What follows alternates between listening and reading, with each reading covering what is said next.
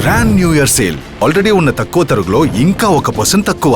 Diamond jewellery carrot కు 5000 తక్కువ. ఈ ఆఫర్ జనవరి 1 వరకు మాత్రమే. ప్రస్తుత రాజకీయాలపై మనతో మాట్లాడడానికి జేడీ లక్ష్మీనారాయణ ఉన్నారు. సార్తో మాట్లాడదాం, మరిన్ని విషయాలు తెలుసుకుందాం. సార్ నమస్తే సార్. ప్రస్తుతం చూసుకున్నట్లయితే ఎన్నికలు సమీపిస్తున్న వేళ చాలా ఉత్కంఠంగా అయితే నెలకొందని చెప్పొచ్చు మన ఆంధ్రప్రదేశ్లో. సార్ ఎలా చూడవచ్చు ఈ సమయంలోనే మరి ఒక సమ్మెలు ఎస్మా ప్రయోగించడం ఎట్లా చూడవచ్చు? ఎందుకైతే ఎప్పుడైతే మన మీద అన్యాయం జరుగుతుందని అనిపిస్తుందో, ఇది ఒక రోజులో జరిగింది కాదు. గత 4.5 సంవత్సరాలుగా అంగన్వాడీ వర్కర్స్ కానీ మిగతా వాళ్ళందరూ కూడా ప్రభుత్వాన్ని అడుగుతున్నారు. ఎందుకంటే సుప్రీంకోర్టే చెప్పింది, వీళ్ళందరూ కూడా ఫుడ్ సెక్యూరిటీ యాక్టు, తర్వాత రైట్ టు ఎడ్యుకేషన్ యాక్ట్లో వీళ్ళందరూ కూడా చట్టపరమైన విధులు వీళ్ళు నిర్వహిస్తున్నారు. వీళ్ళకి ఇచ్చే జీతాలు చూసుకుంటే చాలా తక్కువగా ఉన్నాయి, వీళ్ళ పని చూసుకుంటే చాలా ఎక్కువగా ఉంటుంది. దీనికి తోడు వీళ్ళ మీద నమ్మకం లేక 4 యాప్స్, తర్వాత వచ్చేసి బుక్స్, ఇవన్నీ కూడా పెట్టి వీళ్ళ సమయం ఎలా ప్రభుత్వం వేస్ట్ చేస్తుందని వాళ్ళు చెప్తున్నారు. వాళ్ళు అడుగుతున్నది ఏంటి? మినిమం మాకు జీతాలు పెంచండి, గ్రాట్యుటీ మాకు ఇవ్వండి, తర్వాత మినీ వర్కర్స్ ఎవరైతే ఉన్నారో వాళ్ళన్నింటినీ కూడా మేజర్ సెంటర్స్గా మీరు తయారు చేయండి, తర్వాత లీవ్ ఇవ్వండి, మెడికల్తో కూడిన లీవ్ ఇవ్వండి. ఇవన్నీ కూడా వాళ్ళు అడుగుతున్న డిమాండ్స్ ఏవైతే ఉన్నాయో అవన్నీ కూడా కరెక్ట్ అయిన డిమాండ్స్.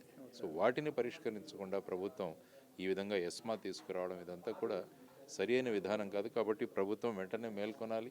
వీళ్ళందరి డిమాండ్స్, అంగన్వాడీ వర్కర్స్ కావచ్చు, మున్సిపల్ వర్కర్స్ కావచ్చు, సర్వశిక్షా అభియాన్ వాళ్ళు కావచ్చు, వీరందరికీ కూడా, ఎందుకంటే వీళ్ళందరూ ఎసెన్షియల్ సర్వీసెస్. వీళ్ళు గనక పని మానేస్తే ఆ చిన్న పిల్లలు, గర్భిణీ స్త్రీలు, తర్వాత మన చెత్త చూస్తున్నాం. ఇప్పుడు విజయవాడలో రోడ్లు చూసినా కూడా ఎక్కడి చెత్త అక్కడే పడింది. కాబట్టి ఇది ప్రజల ఆరోగ్యాన్ని కూడా దెబ్బతీస్తుంది.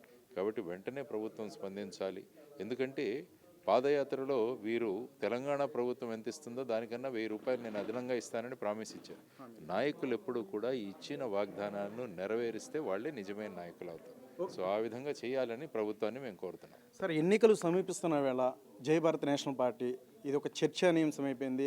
ఒక ఈ ఎన్నికల్లో దిశానిర్దేశం చేస్తారంటే ఒక డిబేట్స్ కూడా జరుగుతున్న వేళ సార్ దాని మీద మీ కామెంట్ ఏంటి? నిజంగానే ఆ విధంగానే అన్ని నియోజకవర్గాలు కూడా మరి పోటీ చేయనున్నారా ఏంటి? అసలు కార్యాచరణ ఏ విధంగా ఉంది? ఎన్నికల కోసం పుట్టింది కాదు జై భారత్ నేషనల్ పార్టీ, ప్రజల జీవితాల్లో మార్పులు తీసుకురావడానికి పుట్టిన పార్టీ ఇది. అందువల్ల ఎలక్షన్స్ జరుగుతున్నాయి కాబట్టి ఎలక్షన్స్ ఉన్నాయి. కాబట్టి ఎలక్షన్లో ఇది ప్రజాస్వామ్య ప్రక్రియలో ఎలక్షన్లో భాగస్వామ్యం చేయడం అన్నది రాజకీయ పార్టీల యొక్క పాత్ర.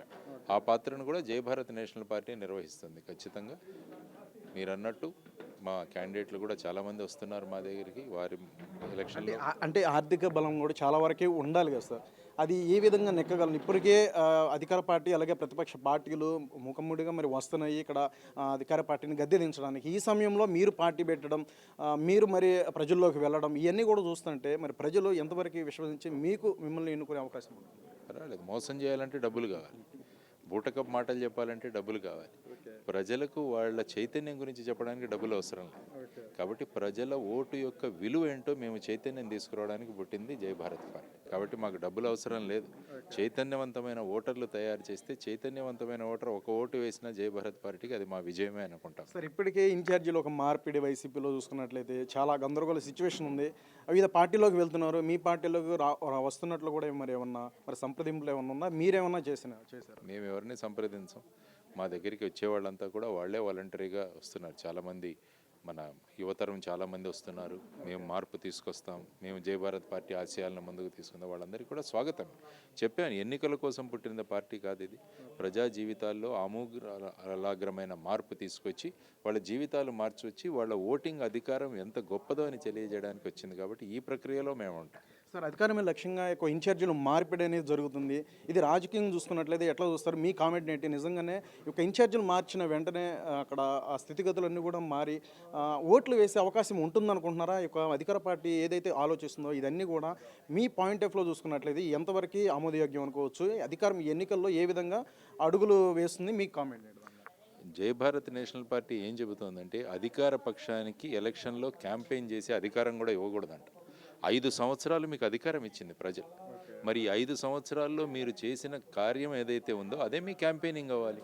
మళ్ళా ఇన్ఛార్జీలను మార్చడం, మళ్ళా మేనిఫెస్టోలు తయారు చేయడం, ఇవన్నీ ఎందుకు? కాబట్టి అధికార పక్షానికి ఎలక్షన్లో క్యాంపెయిన్ చేసే అధికారం ఇవ్వకూడదని ఎలక్షన్ కమిషన్ నిర్ణయించాలని మేము ఒక సూచన కూడా ఇచ్చాం వాళ్ళకి. ఓకే, ఇక్కడ జనసేన అలాగే టీడీపీ రెండు పొత్తుల్లో భాగంగా అధికార పార్టీని దించడానికి ముందుకు వస్తున్నారు కదా, ఎలా చూడవచ్చు? నిజంగానే ఇద్దరు పొత్తుల్లో భాగంగా ఈసారి చూస్తారా, ఓట్లు మరి వేస్తారా ఆ రెండింటి పార్టీలకి, ఎట్లా చూడవచ్చు? అందుకనే జై భారత్ నేషనల్ పార్టీ ప్రజలకు ఏం చెబుతుందంటే, ఒక డాక్టర్ మన పేషెంట్ని, ఒక వ్యక్తి ట్రీట్మెంట్కి వెళ్తే వాడిని ఐసీయూలో పెట్టారు. 5 సంవత్సరాల తర్వాత ఈ డాక్టర్ మారిపోయి కొత్తగా వచ్చిన డాక్టర్ ఐసీయూలో ఉన్న పేషెంట్ను వెంటిలేటర్ మీద తీసిపోయాడు. కాబట్టి మీరు ఐసీయూలో పెట్టిన డాక్టర్నే మళ్ళా కోరుకుంటున్నారా, లేకుంటే మొత్తం ఈ పేషెంట్నే హాస్పిటల్ నుంచి బయటికి తీసుకొచ్చే డాక్టర్ని మీరు కోరుకుంటున్నారా? ప్రజలు ఆలోచించాలి. పేషెంట్ని హాస్పిటల్ నుంచే బయటికి తీసుకొచ్చే డాక్టరే జై భారత్ నేషనల్ పార్టీ. కాబట్టి ఆ డాక్టర్లు ఉన్నాం మేము అందరం కూడా నిర్ణయించుకోవాలి. చివరి చెప్పండి, మీ కార్యాచరణ ఏ విధంగా ఉంది? ఇంకా రేపు ఎల్లుండి 2 రోజులు కూడా మరి ఎలక్షన్ కమిషన్ ఒక అధికారులు అయితే ఇక్కడ పర్యటించడం, ఎన్నికలు కూడా వచ్చే సందర్భాలు కూడా కనిపిస్తున్నాయి నెక్స్ట్ మంత్ లోపు. ఏ విధంగా మీ కార్యాచరణ ఏ విధంగా ఉంది? ఎలక్షన్ కమిషన్ కలవబోతున్నాం. మేము చేయాల్సిన డిమాండ్స్, ఎలక్షన్ కమిషన్ కోరుకుంటున్నవన్నీ కూడా లెటర్ తయారైంది, రేపు వెళ్ళి వాళ్ళకి ఇవ్వడం జరుగుతుంది. ఎలక్షన్లు పారదర్శకంగా నిర్వహించాలంటే ఏ విధంగా మీరు చేయాలని చెప్పేసి సూచనలు కూడా ఇందులో ఇచ్చాం. ఆ తర్వాత అదే చెప్పాను, ఎలక్షన్ల కోసం పుట్టిన పార్టీ కాదు, ఇది కొనసాగుతున్న పార్టీ. పుట్టిన పార్టీ కాబట్టి ఇది కొనసాగుతుంది. అందువల్ల ప్రజల్లో చైతన్యం తెచ్చే ప్రయత్నాలు చేస్తున్నాం. ముఖ్యంగా ప్రత్యేక హోదా గురించి ప్రజలలో చైతన్యం తీసుకురావడం ప్రథమంగా మేము ఒక టార్గెట్గా పెట్టుకున్నాం. అది పార్టీల రహితంగా అందరం కలిసి చేద్దాం. ఎందుకంటే ప్రత్యేక హోదా రాష్ట్రానికి వచ్చింటే ఈ విధమైన అప్పులు చేసే అవకాశం కూడా ఉండేది కాదు. ప్రత్యేక హోదా తీసుకురావడం వల్ల అన్ని పార్టీలు కూడా ప్రత్యేక హోదా తెస్తామని చెప్పి ప్రజలని మోసం చేసింది. కాబట్టి ప్రజల యొక్క శక్తిని గుర్తించడానికి జై భారత్ నేషనల్ పార్టీ అన్ని పార్టీలను కలుపుకొని ఎన్నికల ముందే ప్రత్యేక హోదా తెచ్చేటట్టు చేసుకుందామన్న కార్యప్రణాళిక రచిస్తున్నాం. 26 జనవరిలో కూడా ప్రజలందరినీ కూడా ఒక ప్రతిజ్ఞ చేసుకోమని, ఈ విధమైన బ్యాడ్జ్ ఏదైతే ఉందో ప్రత్యేక హోదా ఆంధ్రప్రదేశ్ హక్కు అన్న బ్యాడ్జ్ ధరించండి, అన్ని రాజకీయ పక్షాలు ఎవరైతే మీ దగ్గరికి ఓట్లకు వస్తాయో వాళ్ళని ఈ బ్యాడ్జిని ధరించమనండి, ఆ శపథం తీసుకోమనండి అన్నది జై భారత్ నేషనల్ పార్టీ ముందుకు వెళ్ళబోతుంది. రైట్, అది జేడి లక్ష్మీనారాయణ గారు చెప్తున్నారు. జై భారత్ నేషనల్ పార్టీ అనేది ఇది కేవలం ప్రజల కోసం పెట్టడమే జరిగింది.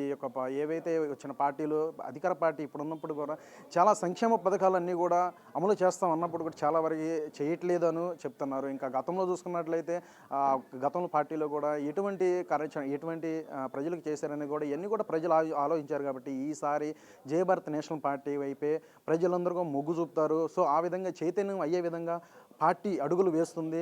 ఇంకా చాలా మొత్తంలో కూడా పార్టీలోకి జాయిన్ అవుతున్నారని చెప్తున్నారు. ఏదేమైనా సరే ఎక్కువ మొత్తంలో కూడా మేము నిలబడతాం అని చెప్తున్నారు. ఇంకా కార్యాచరణ అనేది మరిన్ని రోజుల్లో కూడా ఇంకా చెప్తామని చెప్తున్నారు. వీడియో జర్నలిస్ట్ దాస్తో ప్రవీణ్, క్యూబ్ టీవీ, విజయవాడ.